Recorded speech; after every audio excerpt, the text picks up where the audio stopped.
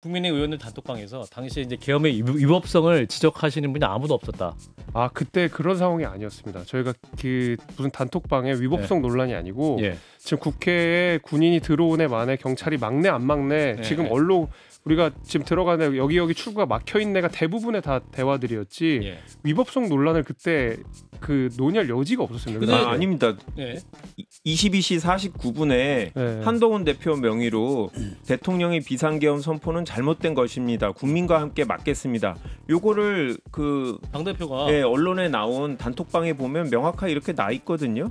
그 다음에 김상욱 의원도 그 앞에 문제 제기를 했었고 저는 그 부분은 추경호 의원님이 사실과 다르게 얘기한다고 보고요. 제가 그래서 단톡방을 전체적으로 다시 쭉 봤는데 본회의 얘기 자체가 없어요.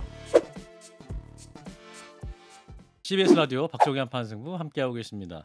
자, 김건희 씨 얘기하고 있었는데요. 이제 보석 신청했죠 이분이. 근데 지금 여사가 꿈과 기억, 현실 구분이 안 되는 심각한 상태다라고 하고 있는데 이 정도면 법원이 인정할 수 있습니까? 말도 안 되는 얘기죠. 아 그런가요? 왜 웃으세요? 현실 구분도 안 되고 사리 분별도 못 하고 그러는 것 같은데 변호사스러운 얘기죠. 왜냐하면 그동안 거짓말로 죄를 부인한 게 있는데 이게 집행유예를 받고 감형을 받아야 되면 나중에 왜 거짓말을 했냐라고 하면 현실 구분이 안 돼서 이제 거짓말을 결과적으로 하게 됐는데 의도적으로 한 게 아니다. 꿈인 줄 알고 한 거다라고 변명하기 위해서인데 저는 이런 변명은 또 처음 봐서 그래요. 뭐 나름 창의적인 얘기긴 해요. 꿈과 기억, 현실이 구분이 안 되는 심각한 상태다. 좀 변호사도 좀 심각한 상태가 아닌가 싶습니다. 변호사도 심각한 상태다. 진짜 몸이 아플 수 있는 거 아니에요, 김재섭 의원? 글쎄요, 뭐 약간 불안해 하신다는 이야기는 듣긴 들었거든요. 대통령, 불안하죠. 저 윤 대통령 임기 중에도 그러니까 지금 그런 얘기 좀 듣긴 들었는데, 뭐 그러니까 실제로 그래도 안타까운 거고요. 실제로 꿈과 현실을 구분하지 못하도 안타까운 거고, 실제로는 그렇지 않지만 이렇게 변명을 해야 되는 거는 더 안타까운 일이죠. 저는 계속 그 뭐 윤 대통령이나 이제 김건희 여사 관련된 재판을 좀 보게 되면 뭐 사실 이건 뭐 특검의 문제도 약간은 있겠지만은 굉장히 말하자면 좀 추잡스러운 내용들로 많이 재판 내용들이 이어지는 거 아닙니까? 그러니까 예를 들면 아까 우리가 얘기한 뭐 목걸이가 누구 거니부터 시작해서 뭐 신발이 몇 센치니 이런 내용들은 사실 얼마 전까지 국가 운영에 그 운영을 했던 대통령과 그의 부인이었던 분들의 재판 내용이라고 하기에는 사실 좀 부끄러운 내용들이 많이 있는 거죠. 그래서 이런 내용 들으면 좀 속상합니다. 자, 그런데 이제 재판이 공개되고 있잖아요. 한덕수 전 총리에 관한 재판장인 이진관 부장판사 그리고 윤석열 전 대통령 사건 내란 재판을 하고 있는 지기현 부장판사 이 분이 이제 재판이 공개되면서 재판이 이렇게 되고 있구나. 또 질의를 이렇게 하고 있구나. 국민들이 다 보고 있습니다. 그런데 이진관 판사 같은 경우는 굉장히 질문을 잘하세요. 선고 질문을 하시고 이를테면 박상호 전 국토부 장관이 국무위원들도 피해자다 이렇게 말하자 그런 말씀은 윤석열 상대로 말씀하셔라. 이게 딱 지적을 하세요. 근데 그 한덕수 전 총리에게는 그럼 그 계엄 때 군인들이 들어갈 때 국민들에게 무슨 조치를 하셨냐 이렇게 막 물어요. 근데 반면 지기현 부장판사는 이 판사는 피고인들 변호인들 제대로 제지도 안 합니다. 검사랑 변호인이 싸워요 막 중간에. 그리고 갑자기 시간 늦어지니까 이거 식사가 걱정이네요. 식사를 좀 어떻게 막 이랬거든요. 박 실장님 이 차이 어떻게 봐야 돼요? 두 분이 물론 개인적 스타일이 있을 수도 있겠죠. 지기현 부장판사는 원래 스타일이 그렇다고 해요. 레크레이션 강사 자격증이 있고. 레크레이션. 예전에 모 인터뷰에서는 자기는 그런 게 되게 재밌다라고도 했고. 그런데 이 재판의 무게를 생각해야죠. 그냥 어디 절도 사건이나 이런 사건의 재판이 아니잖아요. 그러면 내란 재판, 그것도 내란 우두머리에 대한 재판을 하고 있는 거면 이런 식으로 해서는 안 된다고 생각해요. 평소에 그렇게 하는 게 모르겠어요. 좀 다르게 하겠다 본인이. 너무 재판장 분위기가 엄숙하고 그러면 피고인도 할 말을 못하는 게 있지 않느냐? 전 그런 생각 개인이 가질 수 있고 그런 스타일을 할 수도 있다고 봅니다. 얼마 전에 모 드라마에서 뭐 그런 판사가 눈길을 끌기도 했고. 그런데 이 재판의 무게에서 이렇게 하는 건 아니다. 그리고 시종일관 약간 이런 분위기가 많잖아요. 그렇죠. 밥 먹고 해야 되지 않아요? 막 이렇게 하고. 식사. 그런 거는 좀 아닌 것 같고 가장 큰 건 사실은 문영배 재판관이 얘기했듯이 상식에 맞지 않게 윤석열을 풀어줬기 때문에 또 이런 비판을 듣는 거예요. 날과 시로 계산했기 때문에. 자, 이재용 의원님은? 저는 그 윤석열 전 대통령이 나와서 이렇게 주고받는 얘기들을 지난 며칠 동안 보면서 뭐 곽종건 전 사령관하고 했던 게 화제가 되지 않았었습니까?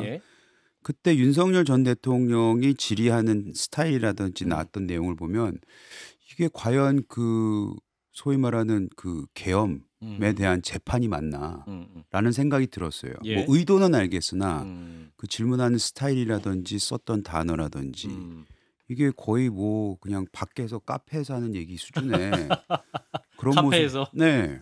그때 당신 술 먹었지 않았어? 우리 뭐 폭탄도 졸렸잖아. 내가 뭐 이런 얘기 그때는 있잖아요. 시국을 논할 장기가 아니지 않았습니까? 이런 모습을 보면서 제가 지난번에도 말씀드렸지만 윤석열 전 대통령이 그 계엄을 선포하고 그 이후에 있었던 그리고 보여줬던 모습 속에서 그 전 대통령으로서의 무게감을 전 느끼지 못하고 있습니다. 근데 그런 것이 재판에서도 그대로 지금 반영되고 있는 것이 아닌가라는 우려가 있습니다. 김한규 의원님, 판사님들 많이 봤잖아요 법정에서. 네. 이게 원래 이렇게 차이가 많이 나요 판사별로? 많이 나죠. 아 그래요? 그런데 이건 지겸 판사 원래 뭐 성격이나 재판 진행 스타일이 뭔지는 모르겠으나 이렇게 하면 안 되는 거죠. 다 공개돼 있는 재판이고 지금 우리가 국회 내에서 뭐 내란 얘기를 아직도 하는 이유는 전 지겸 판사 때문이라고 생각해요. 만약에 윤석열 전 대통령이 구속 취소가 되지 않고 지금 그대로 구속된 상태에서 1심이 지금쯤 선고가 됐으면 더 이상 뭐 내란이 지속되고 있다 이런 주장을 할 수가 없어요. 근데 윤석열 전 대통령이 1심 선고되기 전까지는 사람들의 불안함이 분명히 있단 말이죠. 그 불안함을 지겸 판사는 모르는 것 같아요. 사람들이 지금까지도 불안해하는 건 혹시라도 1심 재판에서 무죄가 선고되지 않을까 뭐 이런 두려움인데 그런 두려움을 알고 있다면 그런 자세로 재판은 안 할 거고 좀 진중한 태도로 진행을 했으면 좋겠다고 생각되는데요. 저도 원래 재밌는 사람이거든요. 이제 국회의원이 돼갖고 진중하게 살다 보니까 웃음을 잃어버린 건데 아닌가요? 사적인 자리에서 되게 재밌어요. 그런가요? 근데 하여튼 인정합니다. 지겸 판사는 제가 사법위원선 다닐 때 저희 수학여행 가서 지겸 판사가 진행을 했거든요. 오, 잘 아시는구나. 저기 밤에 밥 먹고 나서 밤에 행사할 때 지기현 판사가 진행을 했어요. 대학 때부터 이미 떡잎이. 그래서 근데 그때 모습을 그대로 부장판사가 돼서 이 중요한 사건을 하면서 그러면 안 되죠. 그때랑 지금 레크레이션은 잘해요. 이제 뭐 여기 세 분이 다 부정적으로 평가를 뭐 당연히 이게 좋게 보이진 않죠. 뭐 재판의 무게라고 생각하는. 근데 저는 좀 우려스러운 것은. 어쨌든 이번 사건을 책임지고 있는 판사이고 그 판사 개인에 대한 어떤 예를 들면 뭐 재판 결과에 대해서 우리가 뭐 비판을 하거나 내지는 그 뭐 법리 해석에 관한 문제는 우리가 비평을 할 수가 있겠지만은 그 사람의 태도까지 그 정치권이나 아니면 다른 사람들이 이렇게 논할 건 아닌 것 같아요. 그래서 뭐 가볍다라는 지적들은 받아들이셔야 되겠지만은 이게 지금 정치권에서는 모든 재판부에 다 눈을 딱 그 쳐다보고 있으면서 재판관이 어쨌네 저희가 뭐 일각에서는 좌판에 일각에서는 우판에 가면서 그 사실 재판 결과에 영향을 주려고 하는 시도들이 너무 많은데 저는 사실 뭐 그 특히 이런 태도와 관련해서 우리가 지금 비판하는 건 최대한 자제해야 되는 게 맞지 않나 이런 생각이 듭니다. 그렇군요. 또 근데 이게 또 국민들에게 공개된다는 것도 좀 판사님도 아시고 그렇죠. 최대한 뭐 절제하실 필요는 있어 보여요. 잘했다고 사실은. 말씀드리긴 어렵지만 그럼에도 불구하고 재판부에 대한 이런 공격은 그렇죠. 정말로 우리가 자제해야 된다 이걸 생각이 들어요. 전 좀 반대로 봐요. 반대로? 태도에 대해서는 비판은 할 수 있지만 판결이 나면 그 판결에 대해서 비판은 우리가 자제해야 된다. 사법부에 법원의 대한 결정을 존중해야 된다. 물론 그것도 존중해야 된다는 그런 부분. 저는 이제 비판이라는 단어를 좀 더 명확하게 써야 될 필요가 있다고 보는데 법원의 판결도 충분히 비판할 수 있다고 봅니다. 다만 그게 압박이 돼서는 안 된다. 의견 제시할 수 있죠. 저도 의견 제시할 수 있고 일반 시민들도 저게 말이 돼라고 의견 제시할 수 있어요. 역시 정치권도 역시 세계 최고의 국문학과를 나오시네요. 제가 하고 싶은 말을 제가 하고 싶은 말을 너무 더 잘 해주셨습니다. 알겠습니다. 역시 나도 저런 말 하고 싶었던 세계 최고의 국문학과요. 그냥 난 국문학과는 안 나와서 그 설명이 잘 안 됐을 뿐이에요. 자, 이런 가운데 5년 정도 다니면 숙달돼요. 졸업도 막 지연되고. 명태균 씨, 이분이 이제 오세훈 서울시장과의 대리 조사를 내일 앞두고 있었잖아요. 근데 이분이 또 안 나가겠다고 했다가 다시 또 나가겠다. 내일 대질조사 출석하겠다 하고 또 TV조선 보도가 나왔습니다. 오늘도 이제 그 또 다른 그 재판에 나가면서 기자들 앞에서 또 녹취록을 막 틀어주면서 또 막 계속 뭔가를 말씀을 하거든요. 이거 어떻게 봐야 됩니까? 우리 김한규 의원님이 짧게 속도감 있게 말씀 주시죠. 만약에 오세훈 시장이 돈을 안 받고 돈을 안 주고 여론조사를 했다. 그리고 다른 사람이 냈다. 이게 확인이 되고 명태균 씨가 다 알고 있었다. 그러면 명태균 씨도 처벌받아야 되는 거 아니에요? 그렇겠죠. 예. 그러니까 명태균 씨가 만약에 본인 주장대로 수사기관에서 진술하면 공복무로 형사처벌 받을 가능성이 있어요. 그러니까 결국은 중요한 시점에 그런 얘기를 못 하고 있는 게 아닌가. 저는 명태균 씨를 전반적으로 좀 신뢰하기 어렵다고 생각하는데 본인이 필요한 얘기만 하고 뭐 저는 뭐 그런 국민들의 불만 아니면 불신을 불식시키려면 나가셔서 있는 그대로 얘기하셔라. 네. 저 명태균 씨는 거짓말쟁이고요. 그분의 말을 전혀 신뢰할 수 없습니다. 그러니까 뭐 한두 번 그런 것이 아니고 과거에 뭐 저에 대한 평가도 뭐 진술 과정에서 어디 했다고 하는데. 김지섭 의원은 관심이 있었구나. 아니 근데 웃긴 게 저는 명태균이라는 사람을 이 언론 보도에 나오기 전까지도 알지도 못했는데 2021년인가 2020년까지 거슬러서 본인이 저로 하여금 뭔가를 사주해서 했다는 식으로 진술을 했더라고요. 그래요? 저는 전화번호 모르고 얼굴 본 적도 없고 TV를 많이 보셨잖아요. 그렇죠. 그분은 저를 봤겠죠. 그렇지만 저는 그분을 본 적이 없는데 그러니까 이분이 전형적으로 저 많은 우리 당 의원님들한테 얘기를 해보니까 그러니까 내가 누구 알아를 가지고 그냥 정치 브로커로서 돈 벌던 사람이에요. 그렇기 때문에 저는 지금 오세훈 시장에 대한 여러 가지 이야기들도 결국에 대질신문 안 하겠다는 것도 본인이 그 자신 없는 거라고 보고 거짓말이 들통날까봐 그런 거라고 생각합니다. 아니 저는 그게 아니라 거짓말이 들통날까봐가 아니라 그 얘기를 하게 되면 본인도 처벌받을까봐 저는 그런 측면도 있다고 생각하거든요. 왜냐하면 김영선 의원하고 있었던 일들은 사실이 확인돼갖고 재판도 받고 그렇잖아요. 그러면 비슷한 방식으로 윤석열 전 대통령이나 다른 정치인의 여론조사도 해주고 그거를 돈을 안 받거나 아니면 다른 사람이 대납했거나 이럴 가능성은 충분히 있다고 생각해요. 근데 본인이 구속됐다 나왔잖아요. 그리고 방송 나와서 그거 얼마나 힘든 줄 아냐고 다시 들어가는 건 못하겠다라고 얘기하잖아요. 그래서 저는 신뢰할 수 없다는 얘기입니다. 저는 앞뒤도 안 맞는 내용들 너무 많이 얘기해서 그냥 거짓말쟁이. 명태균 씨는 여론조사 관련돼서는 얼마 전에 뭐 전화도 왔었는데 계속 그런 쪽으로 얘기를 하더라고요. 내가 한 게 아니고 나는 중간에 얘기만 해준 거고 미래한국연구소가 한 거고 실제 미래한국연구소가 맞죠. 우리는 그런데 사실 미래한국연구소를 사실상 명태균 씨가 지배했다고 보는 거고 명태균 씨의 주장은 내가 거기를 뭘 지배하냐. 소유주도 아니다. 소유주도 아니고 오히려 그 일을 한 건 강혜경 씨다. 강혜경 씨랑은 예전 처음부터 틀어져서 지금 사이가 안 좋아서 강혜경 씨가 문제다라는 계속 그 주장을 하고 있는 것 같아요. 근데 그 배경에는 저도 김한규 의원님 말씀대로 거기에 본인이 연루되면 본인도 처벌받거든요. 그래서 거기에 대한 거리를 두는 움직임은 계속 있습니다. 이재용님 지난 그 오세훈 그 국감 때 명태균 씨 나왔잖아요. 거기에서 나왔던 상당수의 발언들이 바로 거짓이었다, 부풀려졌다라는 걸 보여줬기 때문에 신뢰할 수 없다고 저는 생각합니다. 명태균 씨 주장은 그때 21년이죠. 20년인가요? 21년 재보궐선거. 21년 그러니까 20년 말부터 21년 초까지 쭉 오세훈 시장과 만났던 얘기를 쭉 하는데 일단 말은 뭐 구체적이에요. 오세훈 시장은 당연히 부인하고 있고. 근데 관건은 그거죠. 쟁점은 여론조사 대납 비용 3,300만 원. 이거를 물론 미공표 여론조사지만 그 활용도에 대해서는 그게 김종인 위원장에 가서 당시 비대위원장이 김종인 위원장이 이렇게 지금 시장 분석을 해보니 오세훈 시장이 앞서 있네. 오세훈 후보가 그럼 이분을 좀 더 밀어주는 게 맞나? 단일화 후보로. 그렇죠. 이런 생각들을 가질 수 있게 하면 그것만으로도 미공표여도 역할을 하는 거거든요. 그 비용을 김한정 씨가 된 것 아니냐라는 게 저는 쟁점이고 거기에 대해서 오세훈 시장이 알고 있었냐가 쟁점인데 뭐 제가 아는 여당 인사도 몰랐겠냐라는 얘기도 하고 있어요. 근데 이건 뭐 사실관계는 봐야 되겠죠. 이렇게 내일 아마 대질조사 두 분이 한다고 하니까 거기까지 기다려 보고요. 자 일단 추경호전 원내대표 얘기 넘어가 보겠습니다. 이제 특검이 구속영장을 청구를 했고 이제 체포동의안 표결을 앞두고 있습니다. 일단 우리 김재석 의원께서 이 특검의 구속 사유에 대해 비판을 하셨는데 말씀해 주실까요?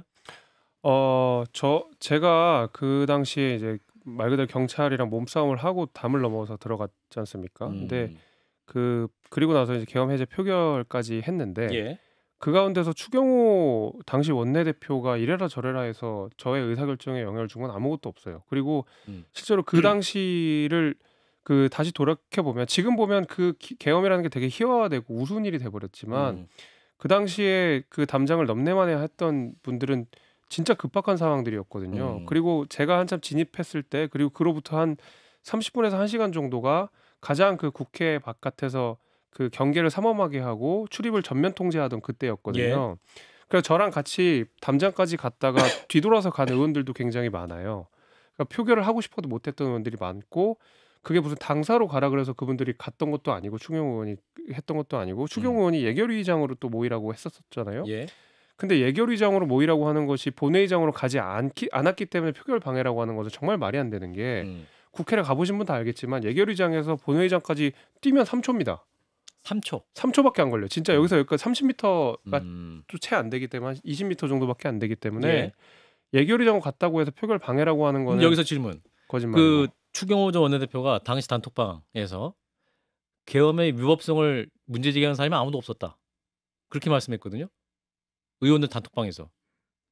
제가 이해를 못했습니다. 의원들 국민의 의원들 단톡방에서 당시에 이제 계엄의 위법성을 지적하시는 분이 아무도 없었다. 아 그때 그런 상황이 아니었습니다. 저희가 무슨 단톡방에 위법성 논란이 아니고 지금 국회에 군인이 들어온 애 만에 경찰이 막내 안 막내 지금 언론 우리가 지금 들어가는 여기 출구가 막혀 있는 애가 대부분의 다 대화들이었지 위법성 논란을 그때 논의할 여지가 없었습니다. 아닙니다. 22시 49분에 한동훈 대표 명의로 대통령의 비상계엄 선포는 잘못된 것입니다. 국민과 함께 막겠습니다. 요거를 당대표가 언론에 나온 단톡방에 보면 명확하게 이렇게 나 있거든요. 그다음에 김상욱 의원도 그 앞에 문제 제기를 했었고 저는 그 부분은 추경호 의원님이 사실과 다르게 얘기한다고 보고요. 제가 그래서 단톡방을 전체적으로 다시 쭉 봤는데 본회의 얘기 자체가 없어요. 본회의에 대해서 여야 원내대표가 협의를 하고 있다. 내지는 국회의장하고 협의해갖고 지금 몇 시까지 우리가 국회에 들어가면 하기로 했다라든지 이런 논의를 한 적이 얘기가 없어요. 저희는 그게 공개가 됐거든요. 우리가 해야 되는데 추경호 원내대표가 사람들이 들어오기 어렵기 때문에 좀 시간을 미뤄달라라고 협의를 했다는 게 저희들한테는 공개가 된 상태였어요. 그래서 저희는 계속 국민의힘 의원들이 들어오시기만을 기다리고 있었고 근데 이렇게 보면 의총 장소는 바꿀 수도 있겠죠. 당사 모이기 어려우면 당사 예결위장 그럴 수는 있는데 문제는 제일 중요한 본회의에 대한 얘기를 의원들한테 얘기를 하지 않고 당대표는 계속 의원이 아니니까 여기 당사자가 아니라서 다른 의원이 대신 올리면서 계속 국회 본회의장으로 오라고 계속 메시지를 보내잖아요. 그런데 이거에 대해서 추경호 원내대표는 본인은 한마디도 안 했어요. 이날. 직접 올린 글도 없어요. 그러니까 책임을 지지 않기 위해서 다른 사람을 통해서 의총 장소만 당사였다 국회로 이렇게 바꾸고 정작 중요한 계엄 해제 표결을 해야 되는 본회의에 대해서는 국민의힘 의원들한테 알리지 않아서 국민의힘 의원들이 현재 상황이 어떻고 국회에 들어가서 표결할 수 있는 권리 자체를 침해했다. 저희는 그렇게 보는 거죠. 저는 그렇게 생각하지 않고 일단 첫 번째부터 먼저 말씀드리면 국회의원의 표결에 대해서 특검이 그 표결 여부를 가지고 그 국회의원의 정치적 행위를 가지고 법의 잣대를 들이대려서 이게 위법하네 안 하는 것 자체가 저는 위험성이 있다고 생각하고요. 두 번째 방해받았다라고 하는 것은 전적으로 그 국민의힘 의원들을 기준으로 판단해야 된다고 봅니다. 그러니까 우리가 방해받았냐가 중요한 거 아닙니까? 추경호 의원의 그 활동 때문에. 그렇죠. 그러니까 추경호 의원이 판단과 행동 때문에 방해할 의도가 있었느냐 여부를 그건 전적으로 추경호 의원을 기준으로 판단을 하거나 아니면 방해를 받았다고 하는 국민의힘 의원들을 주장으로 판단을 해야 되는데 국민의힘 의원들 가운데 특히 저같이 계엄 해제 표결한 사람조차 추경호 의원이 방해를 했다는 사실을 인정하지 못하겠어요. 그 당시에 그러면 국민의힘 의원 100명 중에 추경호 원내대표님 우리 빨리 표결하러 안 들어갑니까? 이렇게 질문하는 사람도 한 명도 없었어요? 제가 듣기로 저는 이제 본회의장에 있었으니까 사실 그걸 몰랐고 당사로 가신 분들한테 얘기를 좀 들었는데 당사로 가신 분들도 저한테 계속 전화를 한 게 우리가 지금 들어가려고 하는데 앞에 그 경비 상황이 어떠냐. 근데 지금 나도 넘어서 들어왔다. 그중에 돌아가신 분들도 되게 많다. 지금 사람들이 많아가지고 그럼 우리가 지금 지켜보고 있다가 어떻게 할지 대응을 하겠다. 저희가 이런 소통을 했었지 추경호 의원이 어디 가지 말라 이런 얘기는 안 했었어요. 사실 그래서 민주당은 어떻게든 이 관련해서 추경호 의원이 방해를 했다라고 주장을 하고 싶겠지만 그 방해라고 하는 것은 민주당이 방해했다고 방해가 되는 것이 아니고 특검이 방해라고 본다고 해서 방해가 되는 것이 아닙니다. 객관적인 증거랑 저희를 기준으로 판단해야죠. 그러니까 기준으로 말씀대로 이제 추경 의원 개인이 본인 투표를 하는 거다. 그거는 본인의 어떤 자율권이 있다고 생각을 해요. 그럼 그것과 별개로 추경 의원이 받고 있는 혐의는 다른 의원들이 계엄 해제 표결을 하지 못하도록 방해를 했냐잖아요. 근데 그거는 국민의힘 의원들이 모를 수 있죠. 왜냐면 그냥 단적인 예로 예를 들어서 당사로 모여라. 그 12시가 거의 다 된 시각에 12시 3분에 예, 공지를 했습니다. 당사로 모여라라고 하는 게 그냥 추경 의원은 했고 추경 의원 주장은 국회가 막혔으니 일단 당사로 모이라는 거지만 만약에 내심으로 내심은 증명될 수 없지만 만약에 일부 의원들에게 일단 그러면 당사로 모이라고 해야겠다. 혹시 의원들 몇몇이 들어올 수 있으니 라는 얘기 한 게 있다면 이건 방해예요. 근데 당사로 모인 의원들은 본인이 방해받은지 모르죠. 지금 그게 쟁점인 거죠. 그게 밝혀지냐 안 밝혀지냐지. 근데 여러 활동들을 보면 저도 개인적으로는 법적으로 인신구속할 만한 정황은 지금까지 나온 바로는 드물지 않느냐라고 보는데 심정적으로는 또는 추경 의원이 충분히 계엄 해제 표결을 막으려는 의도가 있었던 것으로 보여요. 그러니까 이게 여러 활동들이 형사적으로 그 맞아 추경호 의원의 죄를 판단하자면 그 의도라고 하는 것이 추상성이 제거된 상태에서 아주 엄밀하게 따져져야 될 텐데 아니면 아주 명확한 객관적인 증거를 바탕으로 이 사람은 방해를 했다라고 인정을 해야 우리가 죄로 의율할 수 있는 거 아닙니까? 근데 이럴 것 같고 저럴 것 같고 방해가 있었던 것 같고 이런 추정을 가지고 만약에 그 어떤 형사를 접근한다 그러면 대단히 위험해질 수 있어요. 저는 그 문제를 계속 지적을 하는 거고요. 제가 더 이 특검도 자신 없다고 생각하는 이유가 특검이 그럼 누가 방해를 받았냐? 표결한 사람이 방해를 받았냐? 표결 안 한 사람이 방해를 받았냐라는 질문에 대해서 특검은 방해라는 표현을 쓰지 않고 표결 장애라는 식으로 말을 호도합니다. 그러니까 본인들도 방해라는 이야기가 되게 잘 안 맞는다는 걸 알고 있고 게다가 그 직권남용 이번에 빠졌잖아요. 압수수색 때는 직권남용이 있었거든요. 근데 직권남용 빠진 이유를 따져보니까 방해를 증명할 수 없기 때문에 직권남용을 뺐더라고요. 그러니까 특검도 지금 방해라고 하는 것을 스스로 자신하지 못하는 상태에서 영장을 친 거거든요. 제가 그래서 여기를 반대하는 겁니다. 자, 이재용 의원님도 말씀 주시죠. 저는 추경호 의원에 대해서 늘 말씀드리지만 이분이 그거를 방해할 수 있을 정도의 배짱이 있다고 생각하지 않아요. 방해할 배짱이 없다. 방해하거나 진짜로 추경호 의원을 좀 아셔야 됩니다. 그러면 그 상황 10시 49분에 이제 한동훈 대표가 이거 불법적이고 국민과 함께 싸우겠다 그랬잖아요. 10시 49분에. 근데 아까 말씀하신 그 12시 초반까지 1시간 반 동안도 뭐랄까 국민의힘 내부에서는 그럼 당대표와 원내대표 의견이 일치되지 않고. 아니 제가 이 말씀까지는 드렸을게요. 추경호 의원이 만약 이걸 의도적으로 방해를 하려고 했다면 반드시 윤석열 전 대통령과 통화를 통해서 이거 꼭 방해하세요. 라는 오더나 지시를 받고 그거에 대해서 이분이 노를 못해서 할 수 있는 가능성이 있다고 봅니다. 근데 저는 그런 가능성이 추경호 의원을 봤을 때는 별로 없어 보인다라는 말씀 좀 드릴게요. 그리고 아까도 말씀드렸지만 뭐 이거는 김재섭 의원 얘기를 하는 건데 진짜 이번 특검이 자신감 가지고 이걸 진행하는지 모르겠어요. 오히려 자기네가 너무나도 수사에 대한 지금까지 결과물이 미흡하기 때문에 그냥 뭔가를 했다는 식으로 하려고 하는 그런 모습, 보여주기식이 아닌가라는 의심이 들 정도로 매우 미흡해 보입니다. 그 11시에서 근데 밤 12시 사이에 대통령과 추경호 원내대표가 통화를 했습니다. 이제 그 길이가 길지는 않아서 그렇지. 김한기 의원 결국은 그러니까 두 가지가 우리 당 의원으로 입장에서 보면 12시 좀 넘어서부터 150명 넘겼을 때 표결을 할 수 있었는데 국민의힘이 참여하지 않았기 때문에 기다리고 있었잖아요. 다행히 그때까지 국회 진입을 군인이 못했기 때문에 저희가 표결을 했는데 경우에 따라서는 다른 결론이 날 수도 있었던 거죠. 만약에 저희 보좌진들이나 시민들이 막지 않았으면. 그래서 국민의힘이 참석하지 못한 부분, 의원들이 참석하지 못한 부분도 있고 국회 자체의 의결 자체가 지연된 부분도 있다라고 저희는 생각하는 거고요.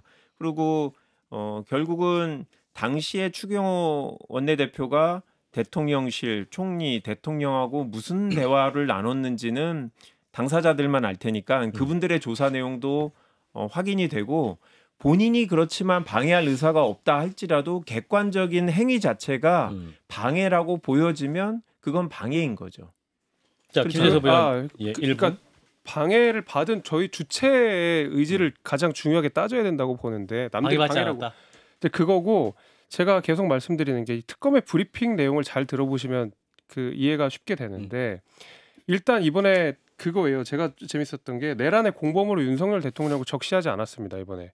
그러면 내란 중요 임무에 종사한 분인데 공범으로 윤 대통령을 적시하지 않았다면 도대체 내란을 누구랑 한 거고 어떤 중요 임무에 종사했다라는지는 특검의 주장을 알 수가 없어요. 자신 있으면 윤 대통령을 공범으로 왜 적시하지 못합니까? 특검이. 두 번째로 아까 말씀드린 대로 직권남용죄가 그 성립이 되려면 권리 방해가 있어야 되잖아요. 예. 근데 권리 방해가 없었다는 걸 인정했기 때문에 직권남용죄가 그냥 빠진 거거든요. 그러면 특검조차도 이걸 방해라고 인정하지 못하는 거니까 방해라고 말하지 않고 표결 장애라고 이야기를 하는 거거든요. 그러니까 지금 제 생각에는 특검조차도 방해를 인정하기 대단히 어려운 상황이다 보니까 이런 이상한 그 영장 청구로 왔다고 저는 생각합니다. 시간이 다 돼서요. 두 분 토론 여기서 마치도록 하겠습니다. 아쉽네요. 자, 함께해 주신 분 더불어민주당 김한규 의원님, 국민의힘 김재석 의원님 두 분 고맙습니다. 네, 감사합니다.